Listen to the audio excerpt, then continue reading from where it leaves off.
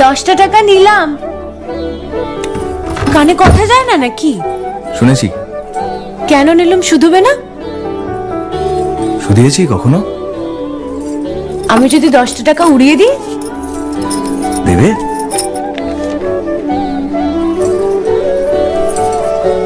আমি তবে যাই।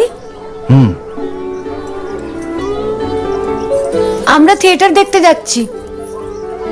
তুমি কি শুনলে আমি কি বললাম? বড় জ্বালাচ্ছ ললিতা।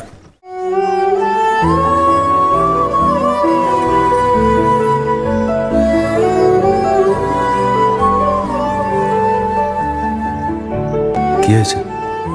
আমরা সবাই থিয়েটার দেখতে যাচ্ছি। আমরা বলতে? আমি, কালী, চারু।